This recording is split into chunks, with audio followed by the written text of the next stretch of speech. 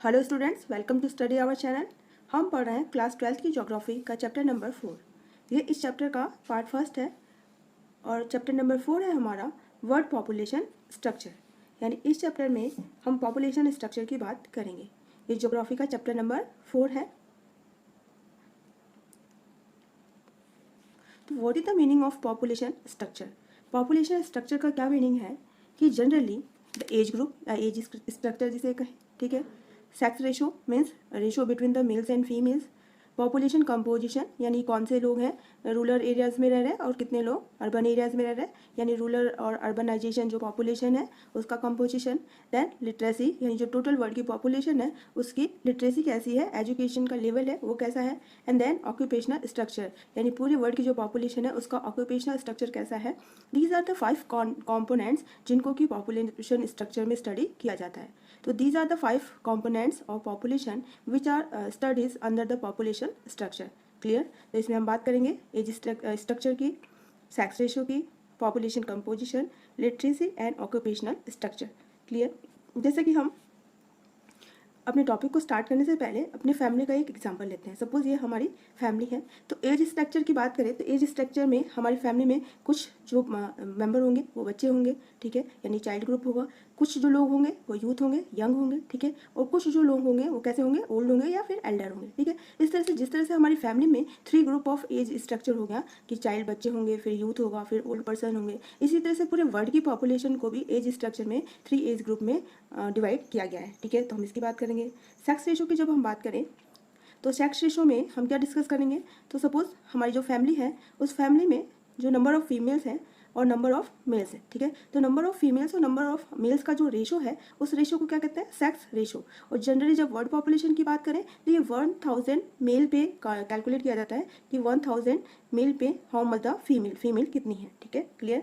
फिर population composition में बात करेंगे। जैसे हम फैमिली की बात करें तो हमारी फैमिली के कुछ लोग हैं वो गांव में भी रहते हैं, ठीक है। यदि हमारा गांव है पर्टिकुलर जहाँ पे हमें हमारे दादा परदादा रिसाइड करते थे, हो सकता है कि अभी भी कुछ लोग वहाँ रह रहे हो, और कुछ लोग for the employment opportunity education के लिए कहाँ पे आ जाते हैं, अर्बन में यानी सिटीज़ में आके रहने लग गए हैं। तो इस तरह से कितनी पॉपुलेशन अर्बनाइज्ड है और कितनी पॉपुलेशन रूरल या विलेजेस में रह रही है, तो वो जो डिस्कस करेंगे हम पॉपुलेशन कंपोजिशन टॉपिक के अंदर। फिर लिटरेसी रेट नेक्स्ट है लिटरेसी। तो लिटरेसी में यदि हमारी फैमिली का एग्जांपल है तो हमारी फैमिली में कितने लोग लिटरेट हैं, कितने लोग एम्प्लॉयड हैं, ठीक है, कितने लोगों का लिटरेसी रेट है वो काफ़ी अच्छा है, या कितने लोग अनएजुकेटेड हैं, तो ये लिटरेसी रेट के अंदर में पढ़ेंगे। देन ऑक्यूपेशनल स्ट्रक्चर यानी हमारी फैमिली के जो कौन कौन से लोग हैं वो कौन कौन से ऑक्यूपेशन में इन्वॉल्व हैं, कौन कौन से ऑक्यूपेशन से अपनी जो लाइवलीहुड है उसको अर्न कर रहे हैं। तो ये जो टॉपिक्स हैं वो हम ऑक्यूपेशनल स्ट्रक्चर में डिस्कस करेंगे। तो सबसे पहले हम देखते हैं कि what is the importance to study the population structure. यानी जो ये हम पॉपुलेशन स्ट्रक्चर की स्टडी की बात कर रहे हैं तो ये पॉपुलेशन स्ट्रक्चर जैसे हमने अपनी फैमिली का डिस्कस किया, अब यदि हम पूरे वर्ल्ड का यदि बात करें, ये पूरे वर्ल्ड का यदि पॉपुलेशन स्ट्रक्चर है उसको डिस्कस करने की या उसकी स्टडी करने की जरूरत क्या है, वो इसलिए है कि जब हमारे पॉपुलेशन का स्ट्रक्चर हमें पता होगा कि एज स्ट्रक्चर क्या है, एज स्ट्रक्चर में बच्चे कितने हैं, यूथ कितने हैं, ठीक है, ओल्ड पर्सन कितने हैं, सेक्स रेशो कितना है यानी कितने नंबर ऑफ मेल्स हैं या फीमेल्स हैं, फिर पॉपुलेशन कंपोजिशन कितना है, कितने लोग सिटीज़ में रहते हैं, कितने लोग अभी भी विलेजेस में रह रहे हैं, लिटरेसी रेट कैसा है, ठीक है, टोटल पॉपुलेशन में से कितने लोग पढ़े लिखे हैं, या फिर कितने लोग हैं वो कौन कौन से बिजनेस में कि कौन कौन सी इकोनॉमिक एक्टिविटीज़ में इंगेज्ड है या इन्वॉल्व है। जब ये हमें पता होगा ओवरऑल, जब हमारे पास एक डेटा रहेगा तो उस डेटा के बिहाफ पे हम पर्टिकुलर रीजन का जो डेवलपमेंट है उसकी जो प्लानिंग है वो अच्छे से कर पाएंगे। इसलिए किसी भी एरिया के जो रीजनल डेवलपमेंट है उसकी प्लानिंग करने के लिए वहाँ के पॉपुलेशन के स्ट्रक्चर को स्टडी करना बहुत ही क्या है, ज़रूरी है, इम्पॉर्टेंट है। तो इस लेक्चर में हम बात करते हैं हमारे सबसे पहले components of population structure, age structure की बात करेंगे, ठीक है। तो एज स्ट्रक्चर में जैसा कि हमने पढ़ा कि पूरे वर्ल्ड पॉपुलेशन को 3 एज ग्रुप में डिवाइड किया गया है, यानी पूरे वर्ल्ड की जो पॉपुलेशन है, पूरे वर्ल्ड की पॉपुलेशन जितनी भी है, ठीक है, उसको 3 एज ग्रुप में डिवाइड किया गया है, कैटेगराइज किया गया है। फर्स्ट एज ग्रुप है हमारा 0 to 14 ईयर्स, ठीक है। फर्स्ट एज ग्रुप हमारा क्या है, 0 to 14 ईयर्स, और इस एज ग्रुप को चाइल्ड एज ग्रुप भी कहते हैं, ठीक है। चाइल्ड एज ग्रुप क्यों कहते हैं, क्योंकि इसमें मोस्ट ऑफ द जो पॉपुलेशन होती है वो कौन होते हैं, बच्चे होते हैं। अगेन इस फर्दर जो चाइल्ड एज ग्रुप है उसको 3 पार्ट्स में कैटेगराइज किया गया है। तो वो 3 पार्ट्स कौन कौन से हैं, वो है हमारी 0 to 4 years, then 5 to 9 years, and then 10 to 14 years. Clear? 3 age group में डिवाइड किया गया है। और ये जो पॉपुलेशन है वो कैसी पॉपुलेशन कहलाती है? डिपेंडेंट पॉपुलेशन कहलाती है। क्यों कहलाती है? क्योंकि ये अभी जब चाइल्ड एज ग्रुप होता है, जो बच्चे होते हैं वो डिपेंडेंट होते हैं किस पे? अपने एल्डर्स पे या फिर अपने यूथ पे, ठीक है। यानी ये जो पॉपुलेशन है, ये जो चाइल्ड एज ग्रुप वाली जो पॉपुलेशन है वो किस पे डिपेंडेंट होती है? वो डिपेंडेंट होती है हमारे यूथ ग्रुप पे, ठीक है। और ये डिपेंडेंट पॉपुलेशन होती है और इसके साथ साथ ही अभी ये प्रोडक्टिव नहीं है, अनप्रोडक्टिव है। और इनके जो भी है टेक केयर है, इनकी एजुकेशन है, इनकी हेल्थ है, इस पर जो भी अदर ये यूथ पॉपुलेशन है उसको एक्सपेंड करना पड़ता है, खर्चा करना पड़ता है, ठीक है। अब सेकेंड जब हम पॉपुलेशन की बात करेंगे एज ग्रुप में, तो that is our youth age group, ठीक है। और यूथ एज ग्रुप की जो एज है वो कितनी कंसीडर की जाती है? 15 to 64 ईयर्स, क्लियर। यानी 15 से लेके 64 ईयर्स तक के जो यूथ हैं वो यूथ ग्रुप में कहलाते हैं। और ये जो यूथ ग्रुप है, ये जो एज ग्रुप है, वो कौन सी पॉपुलेशन कंसीडर की जाती है? इसको working population of a country के नाम से भी जाना जाता है। क्यों जाना जाता है? क्योंकि ये पॉपुलेशन ही प्रोडक्टिव होती है, यानी यही पॉपुलेशन इकोनॉमिकली बेनिफिशियल होती है। जितना भी प्रोडक्शन होता है, जितने भी रिप्रोडक्शन होता है या फिर न्यू जो जनरेशन है वो डेवलप होती है, उसमें इस पॉपुलेशन का ही, इस एज ग्रुप का ही एक इम्पॉर्टेंट रोल होता है। इसलिए इसको कौन सी पॉपुलेशन कहते हैं? वर्किंग पॉपुलेशन या वर्क फोर्स के नाम से भी जाना जाता है। और किसी भी कंट्री के लिए बहुत ही इंपॉर्टेंट रहती है। जिन कंट्रीज़ में वर्क फोर्स बहुत ज़्यादा होगी वो कंट्रीज बहुत ज़्यादा इकोनॉमिकली क्या होते हैं? डेवलप होते हैं, clear. The person of 60 years and above 65, यानी या तो 65 साल का या 65 साल से जो ऊपर के लोग होते हैं उनको कहते हैं हम ओल्ड ग्रुप, ठीक है। ओल्ड एज ग्रुप में कंसीडर किए जाते हैं। और ये जो ग्रुप है वो भी कौन सी पॉपुलेशन कहलाती है? Dependent population. और ये किस पे डिपेंड रहती है? ये भी डिपेंड रहती है हमारे यूथ ग्रुप पे, क्लियर। तो इस तरह से पूरे वर्ल्ड की पॉपुलेशन को 3 एज ग्रुप में, यानी एज वाइज यदि देखा जाए तो 3 ग्रुप में कंसीडर कर दिया गया है। चाइल्ड एज ग्रुप जो कि 0 से 14 ईयर्स है, यूथ ग्रुप जो कि 15 से 64 ईयर्स है, देन ओल्ड एज ग्रुप जो कि 65 एंड अबव है, ठीक है। जो चाइल्ड एज ग्रुप है और जो ओल्ड एज ग्रुप है दोनों ही हमारी डिपेंडेंट पॉपुलेशन है। क्यों है? क्योंकि ये यूथ ग्रुप पे क्या रहती है? डिपेंडेंट रहती है। इसके अलावा जो यूथ ग्रुप है वो 15 से लेकर 64 ईयर्स तक होता है। अगेन यूथ ग्रुप को भी 2 ग्रुप में डिवाइडेड किया गया है, 15 to 34 ईयर्स, ठीक है, जिसको कि यंग ग्रुप कहते हैं, एंड 35 to 64 ईयर्स जिसको कि अडल्ट ग्रुप कहते हैं। यानी जब बात करें तो यूथ ग्रुप में सबसे पहले 15 से लेके 34 तक जो है वो कौन सा ग्रुप है? यूथ या यंग ग्रुप है, 15 to 34। और 35 से लेके 64 तक का जो एज ग्रुप है वो क्या कहलाता है? वो कहलाता है अडल्ट एज ग्रुप। तो यूथ ग्रुप और अडल्ट एज ग्रुप दोनों को ही वर्किंग पॉपुलेशन या फिर work force of that country कहा जाता है। और ये किसी भी कंट्री के लिए क्या रहते हैं? इकोनॉमिकली बेनिफिशियल है। यानी किसी भी कंट्री को यदि इकोनॉमिकली वो डेवलप होगी या नहीं होगी, ये किस पे डिपेंडेंट करता है? ये डिपेंडेंट करता है वहाँ के यूथ ग्रुप पे, कि वहाँ का जो यूथ ग्रुप का परसेंटेज है वो कैसा है। जिन कंट्रीज़ में यूथ ग्रुप का परसेंटेज हाई होता है वो कंट्रीज़ कैसी हैं? डेवलपिंग कंट्रीज़ हैं, ठीक है। अब हम कुछ डेटा की बात करते हैं। तो पूरे वर्ल्ड पॉपुलेशन की बात करें तो वर्ल्ड पॉपुलेशन में 26% जो एज ग्रुप है वो कौन सा है? चाइल्ड एज ग्रुप है। फिर 66% जो एज ग्रुप है वो कैसा है? यूथ ग्रुप है। और ओनली 8% जो पॉपुलेशन है वही कैसी है? ओल्ड एज ग्रुप, ठीक है। ये है ओल्ड एज ग्रुप, क्लियर। यानी फिर से वर्ल्ड पॉपुलेशन का 26% है वो चाइल्ड एज ग्रुप है, 66% है वो यूथ एज ग्रुप है, और जो 8% है वो कैसा है? ओल्ड एज ग्रुप है। फिर डेवलप कंट्रीज़ की बात करें, लाइक नॉर्थ अमेरिका है, यूरोप है, ठीक है, यूएसए है, तो इसमें 16% है वो हमारा चाइल्ड ग्रुप है। फिर 67% है वो यूथ ग्रुप है, यानी ये वर्किंग फोर्स है। इसके अलावा 17% जो पॉपुलेशन है वो कैसी है? ओल्ड एज ग्रुप पॉपुलेशन है। डेवलपिंग कंट्रीज़ की बात करें, जो डेवलपिंग कंट्रीज़ हैं, जो डेवलपिंग स्टेज में है, तो 29% जो पॉपुलेशन है वो कैसी है? चाइल्ड एज ग्रुप है। 65% जो पॉपुलेशन है वो यूथ एज ग्रुप की है। और ओनली 6% जो पॉपुलेशन है वो कैसी है? वो है हमारी ओल्ड एज ग्रुप, ठीक है। इस तरह से हम देखते हैं कि जो डेवलपिंग कंट्रीज़ हैं या जो डेवलप कंट्रीज़ हैं वहाँ पे जो वर्किंग फोर्स है उसकी जो नंबर ऑफ पॉपुलेशन है वो क्या है? बहुत ही ज़्यादा है।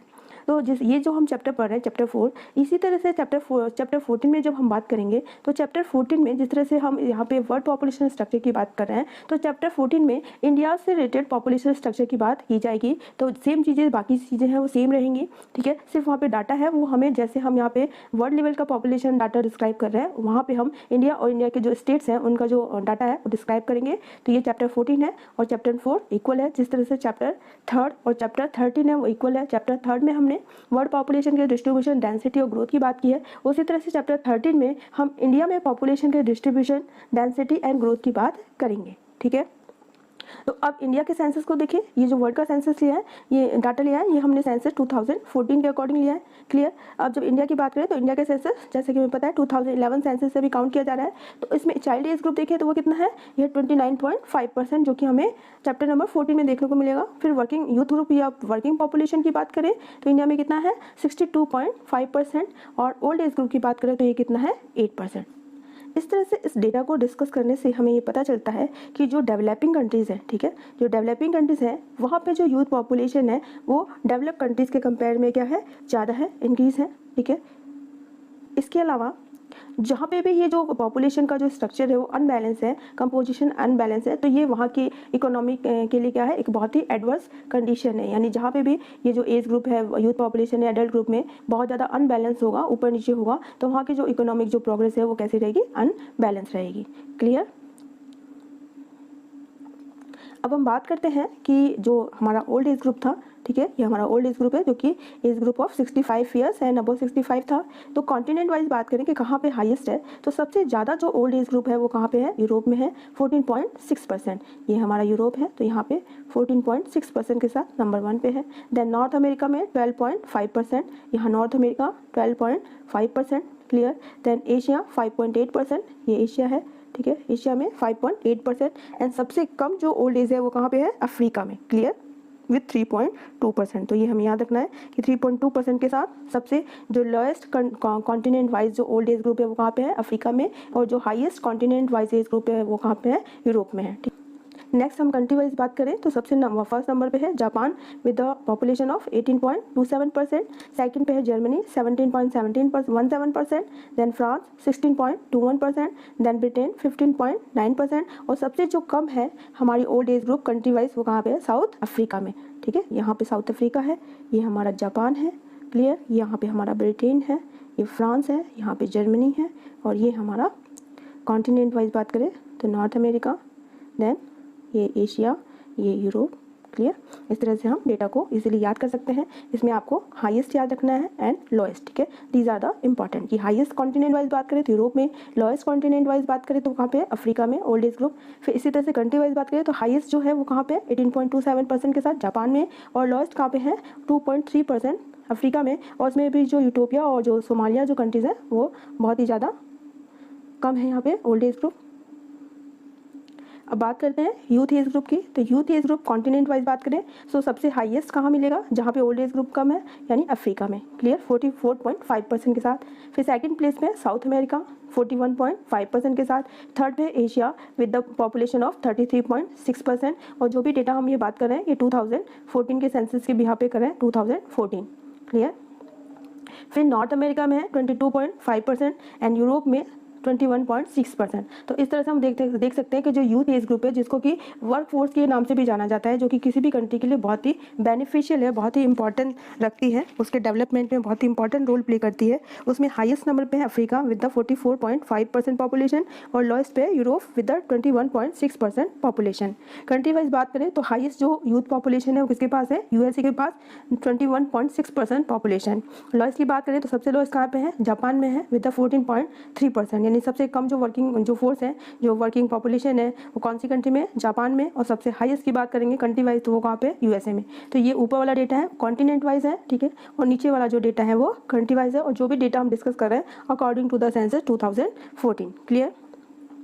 अब यूथ एज है 15 से 4 ईयर्स तक, इसको दो ग्रुप में डिवाइड किया गया है, जो कि मैं पहले ही बता चुकी हूँ कि 15 से 34 ईयर्स तक के जो लोग हैं पॉपुलेशन है उसको कहेंगे यूथ एज ग्रुप, और 35 से लेकर 64 जो ईयर्स की एज पॉपुलेशन है उसको कहेंगे अडल्ट एज ग्रुप। और ये दोनों को कंबाइंड फॉर्म करने से ही हमारी क्या बनती है, वर्किंग पॉपुलेशन या वर्क फोर्स। ठीक है, और दोनों को कंबाइंड फॉर्म में यूथ एज के नाम से जाना जाता है। डेवलपिंग कंट्रीज में ये बहुत ही ज़्यादा है। ठीक है, इसके अलावा किसी भी कंट्री की इकोनॉमिक ग्रोथ के लिए बेनिफिशियल है। ठीक है, और both the child group and old age group are dependent over it, यानी दोनों चाइल्ड एज ग्रुप और ओल्ड एज ग्रुप दोनों जो पॉपुलेशन है वो किस पे डिपेंडेंट रहती है, हमारी यूथ ग्रुप में। इसलिए यूथ ग्रुप बहुत ही इंपॉर्टेंट हो जाती है किसी भी कंट्री के लिए। नेक्स्ट जो हमारा टॉपिक है वो है चाइल्ड एज ग्रुप, और चाइल्ड एज ग्रुप को डिपेंडेंट पॉपुलेशन भी कहते हैं। और इसमें 0 से लेकर 14 ईयर्स तक के जो बच्चे होते हैं वो इंक्लूड होते हैं, और इसको भी 3 पार्ट में डिवाइडेड किया गया है। 0 से लेकर 4 साल तक के बच्चे, फिर 5 to 9 years, and then 10 to 14 year. Clear. अब बात करें तो पूरे वर्ल्ड के पॉपुलेशन का जो चाइल्ड एज है, ठीक है, इसको यंग एज कहते हैं, यंग एज, ठीक है। 35% है चाइल्ड एज है। डेवलपिंग कंट्रीज़ की बात करें तो 32.2% है, और डेवलप्ड कंट्रीज़ की बात करें तो 18.3% है। यानी 32.2% डेवलपिंग कंट्रीज़ में है चाइल्ड एज ग्रुप, और 18.3% जो है वो कहाँ पे है, डेवलपिंग कंट्रीज़ में। यहाँ पे चाइल्ड आएगा, ठीक है, करेक्ट कर लें। नेक्स्ट जो हमारा टॉपिक है इस चैप्टर का वो है सेक्स रेशो, यानी सेकंड जो पॉपुलेशन स्ट्रक्चर का सेकंड कंपोनेंट है हमारा सेक्स रेशो। सेक्स रेशो क्या होता है कि the balance between the mails and females, ठीक है, मेल्स और फीमेल्स के बीच का जो बैलेंस है, जो रेशो है, उसे क्या कहते हैं, सेक्स रेशो। और जनरली ये जो डिटरमाइन किया जाता है रेशो, वो कितने मेल्स पे किया जाता है, पर 1000 मेल्स, ठीक है। जनरली ऑल कंट्रीज में पर 1000 मेल्स पे how many females are there, कितने फीमेल्स हैं, तो उसको कहते हैं sex ratio. Clear. The number of female per 1000 mail is calculated, ठीक है, यानी 1000 पे कितनी महिलाएं हैं किसी भी कंट्री में, ठीक है, तो that is known as sex ratio. और इंडिया में इसको कैलकुलेट करने का फॉर्मूला है number of females divided by number of males multiplied by 1000, यानी नंबर ऑफ फीमेल्स, यानी किसी भी पॉपुलेशन में कितनी फीमेल्स हैं उसको उसके पॉपुलेशन में नंबर ऑफ मेल से डिवाइड करके 1000 से मल्टीप्लाई करने पे जो फिगर फाइंड आउट होगा that is known as sex ratio. Clear. इसके अलावा कुछ कंट्रीज़ हैं जहाँ पे कि नंबर ऑफ़ मेल्स बहुत कम है और फीमेल्स बहुत ज़्यादा है, यानी ऐसे भी बहुत सारी कंट्रीज़ हैं, लाइक द यूएसए की बात करें या वेस्टर्न यूरोपियन कंट्रीज़ की बात करें, तो वहाँ पे जो मेल है वो डोमिनेंस है, फीमेल डोमिनेंस है, यानी फीमेल की नंबर ज़्यादा है इन कंपेरिजन टू मेल्स। तो वहाँ पे जो सेक्स रेशो कैलकुलेट करने का फॉर्मूला होगा number of mails divided by number of females into 1000, यानी जो टोटल पॉपुलेशन है उस पॉपुलेशन में से कितने मेल्स हैं उनको नंबर ऑफ फीमेल से डिवाइड करके 1000 से मल्टीप्लाई कर दिया जाएगा। कहने का मतलब ये है कि जब हम इंडिया में कैलकुलेट करेंगे तो पर 1000 नंबर ऑफ फीमेल्स कैलकुलेट करते हैं सेक्स रेशो में, पर जब मेल डोमिनेंस जो कंट्रीज़ हैं जहाँ पे मेल जो है वो कम है, वहाँ पे हम नंबर ऑफ मेल्स पर 1000 फीमेल्स, ठीक है, यानी उल्टा कैलकुलेट करते हैं। क्लियर। नेक्स्ट हम देखते हैं, ऐसा देखा जाता है कि मोस्ट ऑफ द जो कंट्रीज़ हैं वहाँ पे जो मेल बर्थ होता है, जो मेल जो भी पुरुष है उनका जो जन्म होता है वो फीमेल बर्थ के कंपैरिजन में कितना है, ज़्यादा होते हैं। ज़्यादा से ज़्यादा लोग हैं वो क्या चाहते हैं, मेल को जन्म देना चाहते हैं, यानी चाहते हैं कि उनके यहाँ जो भी बर्थ हो, जो भी जन्म हो, कैसा हो, मेल का हो इन कंपैरिजन टू फीमेल। और ऐसा क्यों है, क्या रीजंस है कि लोग हैं एक फीमेल को बर्थ देना नहीं चाहते हैं या फीमेल का जो सेक्स रेशो है वो बहुत ही कम है। तो there are some social and political issue जिनके कारण से सेक्स रेशो है बहुत सी कंट्रीज़ है वहाँ पे बहुत कम है। तो कुछ रीजंस की हम बात करते हैं, जैसे gender discrimination. Most of the countries है वहाँ पे जो मेल एंड फीमेल है दोनों को सोशल स्टेटस इक्वली नहीं प्रोवाइड किया जाता है, वहाँ पे डिस्क्रिमिनेशन किया जाता है in each and every field, और जिसके कारण से वहाँ पे जो सेक्स रेशो है डे बाय डे क्या हो रहा है, अनबैलेंस हो रहा है या फिर डिक्लाइन हो रहा है। मोस्ट ऑफ द कंट्री ऐसी है जहाँ पे फीमेल को पैदा होने से पहले उन्हें क्या कर दिया जाता है, उनकी भ्रूण हत्या, उनकी फोर्टिसाइड करा दी जाती है, ठीक है। क्यों? क्योंकि उनको एक सोशल स्टेटस इस तरह से होता है कि जो ज़्यादा से ज़्यादा लोग हैं, जो पॉपुलेशन है वो मेल को प्रेफरेंस देते हैं और वो चाहते हैं कि उनके घर में जो भी जन्म हो एक मेल का हो। क्यों? क्योंकि ऐसा माना जाता है कि मेल यदि जन्म लेगा तो वो हमारी फैमिली की जो इकोनॉमिक स्ट्रेंथ है उसको इम्प्रूव करेगा, उसको इंक्रीज़ करेगा। पर आज के टाइम में ये बात सही नहीं है। Male and female both are equal and both have the equal strength. इसके बाद से फीमेल से रिगार्डिंग अक्सर जो घरों में क्या होता है, डोमेस्टिक वायलेंस होता है, ठीक है, उनकी शादी कर दी जाती है। तो कई बार हम इंडियन सोसाइटी में भी देखने को हमें मिलता है कि डोमेस्टिक वायलेंस होता है टुवर्ड द वुमेन। इसके अलावा फीमेल की जो डेथ रेट है in comparison to male death rate क्या है, बहुत ज़्यादा है, क्योंकि जो फीमेल है वो अपनी उनकी हेल्थ को लेकर, उनकी एजुकेशन को लेकर, उनकी जो भी रिक्वायरमेंट्स है, नीड्स हैं, जो नेसेसिटीज़ हैं उसको ईजिली फुलफिल नहीं किया जाता। फिर अक्सर हम देखते हैं कि जो मैटरनल मॉर्टेलिटी रेट है कि जो कई जो फीमेल्स हैं जब बच्चे को जन्म देती हैं तो उसी समय उनकी क्या हो जाती है, डेथ हो जाती है। तो ये जो मैटरनल मॉर्टेलिटी रेट है वो भी बहुत सारी कंट्रीज़ में बहुत ज़्यादा है। तो दीज आर द रीजंस, ठीक है, जिनके कारण की बहुत सारी कंट्रीज़ में जो सेक्स रेशो की कंडीशन है बहुत ही ज़्यादा क्या है, एडवर्स है, बहुत ही ज़्यादा खराब है। अब हम बात करते हैं डेटा की बात करें तो सेक्स रेशो यदि वर्ल्ड लेवल भी बात करें तो अकॉर्डिंग टू सेंसस 2015, ठीक है, 15 के अकॉर्डिंग बात कर रहे हैं तो पूरे वर्ल्ड की जो सेक्स रेशो है वो कितनी है, 983 फीमेल्स, यानी पर 1000 मेल्स पे कितनी फीमेल्स है पूरे वर्ल्ड में, 983, यानी कितनी कम है, 17 जो फीमेल्स है वो कम है। एक तरह से यदि इसको कहा जाए कि यदि शादी की जाएगी तो जो 983 जो मेल्स हैं उन्हीं की शादी हो पाएगी, बाकी जो 17 जो मेल्स है वो कैसे रह जाएंगे, अनमैरिड रह जाएंगे। क्यों? क्योंकि पूरे वर्ल्ड का जो पॉपुलेशन में जो सेक्स रेशो है, जो मेल और फीमेल का रेशो है वो कितना है, 983 फीमेल्स पर 1000 मेल्स। क्लियर। हाईएस्ट की बात करें तो हाईएस्ट कौन से कॉन्टिनेंट में है, यूरोप में है, with the number of 1055 females पर 1000 मेल्स, यानी यूरोपियन जो कंट्रीज़ हैं वहाँ पे सेक्स रेशो बहुत ही ज़्यादा है, 55 प्लस है, ठीक है, पर 1000 मेल्स पे। लोएस्ट की बात करें तो सबसे कम है अफ्रीका में कॉन्टिनेंट वाइज बात करें तो 999 फीमेल्स। क्लियर। एशिया की बात करते हैं तो एशिया में जो हमारा सेक्स रेशियो है कितना है 964 फीमेल्स पर 1000 मेल्स, जो कि बहुत ही एडवर्स कंडीशन में है। ये बताता है कि यहाँ पे की सोसाइटी में जो वुमेन्स है उनका सोशल स्टेटस बहुत अच्छा नहीं है, जिसके कारण से ये जो सेक्स रेशियो है वो बहुत ही ज़्यादा अनबैलेंस है और एक एडवर्स कंडीशन को रिप्रेजेंट करता है। ठीक है, जो कि हमारे लिए बहुत ही ज़्यादा सोचने का एक बहुत ही ज़्यादा मैटर है, इशू है, इम्पॉर्टेंट। हाईएस्ट कंट्री की बात करें कि कौन सी कंट्री है जहाँ पे कि सेक्स रेशियो बहुत ज़्यादा है, तो ये लातविया कंट्री है यूरोप की। ठीक है, लातविया है ये, लताविया। ठीक है, लताविया कंट्री है यूरोप की with the highest sex ratio. Lowest की बात करें तो एशिया में कंट्री है यूनाइटेड अरेबियन एमिरेट्स। ठीक है, जो संयुक्त अरब अमीरात भी जिन्हें कहते हैं, इनमें लोएस्ट सेक्स रेशियो पाया जाता है। वेस्टर्न कंट्रीज़ में हम बात करें तो जो भी हमारी यूरोपियन वेस्टर्न कंट्रीज़ है या नॉर्थ अमेरिका है, वहाँ पे सेक्स रेशियो है वो रूरल एरियाज़ के कंपैरिजन में जो अर्बन एरियाज़ है वहाँ पे बहुत ज़्यादा है। ऐसा क्यों है? क्योंकि वहाँ की जो फीमेल्स हैं, जो रूरल एरिया की जो फीमेल्स हैं, वो जॉब अपॉर्चुनिटी या एम्प्लॉयमेंट के लिए कहाँ जाती हैं? अर्बन एरियाज़ में। इसलिए जितनी भी हमारी जो नॉर्थ अमेरिका या वेस्टर्न यूरोप की जो वेस्टर्न यूरोपियन कंट्रीज़ है, वहाँ पर जो सेक्स रेशियो है in comparison to the rural areas, जो अर्बन एरियाज़ है वहाँ पर क्या है? ज़्यादा है, due to the migration in search of employment.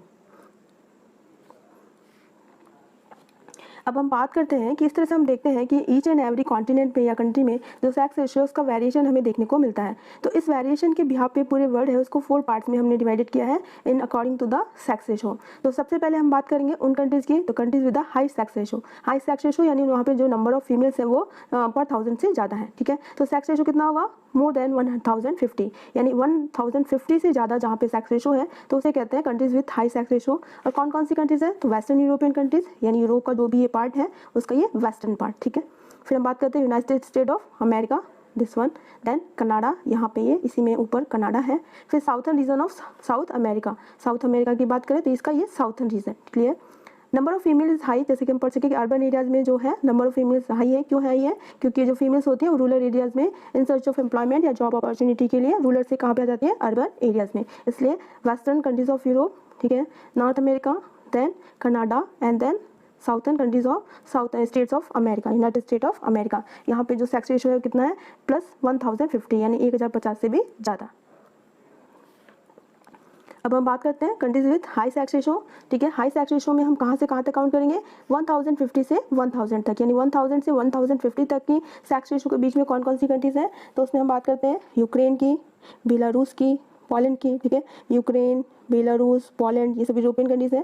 Then Mongolia जो कि एशिया में है, फिर कजाकिस्तान, ये भी एशिया में है, थाईलैंड जो कि हमारा साउथ ईस्ट एशिया में आता है, कंबोडिया ये भी साउथ ईस्ट एशिया में है, म्यांमार ये भी साउथ ईस्ट एशिया में है, एंड साउथ अफ्रीकन कंट्रीज, ये जो साउथ अफ्रीकन कंट्रीज़ है यहाँ पे। क्लियर। तो यहाँ पे जो सेक्स रेशियो वो कितना है? 1050 से लेके 1000 के बीच में। ठीक है, जिसको कहते हैं countries with high sex ratio. Clear.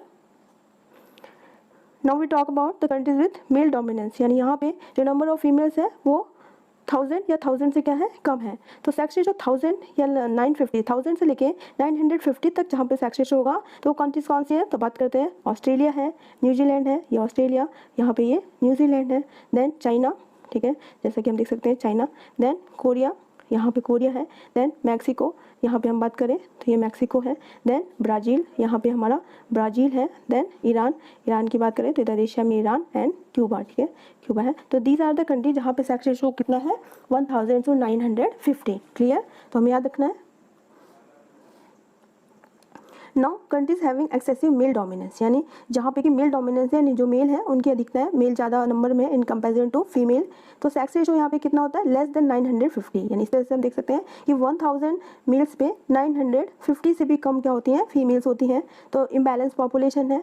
और ये कहाँ पाया जाएगा? ये इंडिया में बात करें तो ये हमारा इंडिया आ गया, फिर पाकिस्तान, तो यहाँ पे ये Pakistan as usual you know, than Bangladesh, तो बांग्लादेश, ये बांग्लादेश, दैन भूटान। क्लियर। तो दीज आर द कंट्री जहाँ पे कि मेल डोमिनेंस है एक्सेसिव, यानी नंबर ऑफ जो सेक्स रेशियो है बहुत ही कम है, लेस देन 950 की बात करें। यदि इंडिया की बात करें जो कि चैप्टर 14 में हम बात करेंगे, तो इंडिया की जो सेक्स रेशियो है कितना है?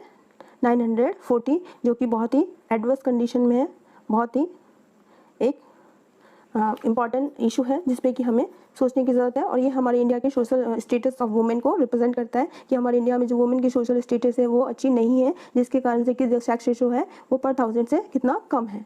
क्लियर। इन कंट्रीज़ में जब भी हम बात करें इंडिया, पाकिस्तान, बांग्लादेश, भूटान, नेपाल, ठीक है, तो या फिर चाइना या आसपास की जो कंट्रीज़ है, यहाँ पे जो सेक्स रेशो है लेस देन 950 है। तो इसका मेन रीज़न क्या है कि यहाँ की पॉपुलेशन क्या है, लैक ऑफ एजुकेशन, यानी लिटरेसी रेट बहुत कम है, एम्प्लॉयमेंट अपॉर्चुनिटी कम है, जिसके कारण जो फीमेल है वो इकोनॉमिकली इंडिपेंडेंट है, वो नहीं हो पाती हैं, और मेल पे क्या रहती है, डिपेंडेंट रहती है। सेफ्टी उनकी नहीं रह पाती, वो अपने आप को सेफ एंड सिक्योर जो है वो फील नहीं करती। जब सेफ एंड सिक्योर फील नहीं करेंगे तो सोसाइटी में जो उनका स्टेटस है वो हमेशा सेकंड पोजीशन पे रहता है, और इस तरह की जो सोसाइटी होती है वो मेल डोमिनेंस रहती है, यानी पुरुष प्रधान रहती है, यानी मेल को सबसे ज़्यादा प्रेफरेंस दी जाती है in each and every activity, ठीक है।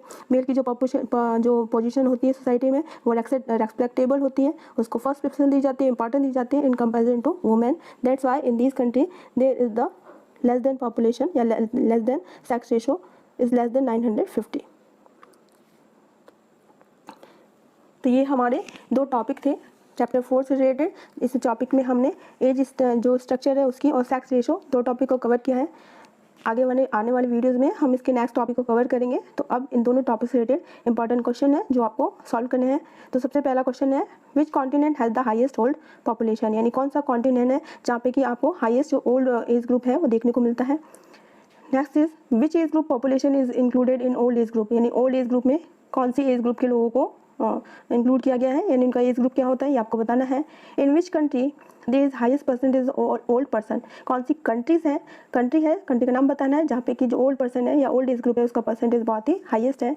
Which age group has the highest population in the world, कौन सा एज ग्रुप है जिसकी जो पॉपुलेशन है पूरे वर्ल्ड में सबसे ज़्यादा है, तो एज ग्रुप का नाम बताना है। In the structure of population which age group is known as the child age group, यानी जब भी हम स्ट्रक्चर ऑफ पॉपुलेशन के एज ग्रुप की बात करेंगे तो उसमें चाइल्ड एज ग्रुप में कौन से एज ग्रुप के जो पॉपुलेशन है उसको कंसीडर किया जाता है, तो आपको एज ग्रुप बतानी है चाइल्ड एज का। What is mean by population structure, population structure का मीनिंग आपको डिस्क्राइब करना है। तो पॉपुलेशन स्ट्रक्चर क्या करता है कि the studies of age group, sex ratio, literacy rate, population composition and occupational structure of a population is known as population structure.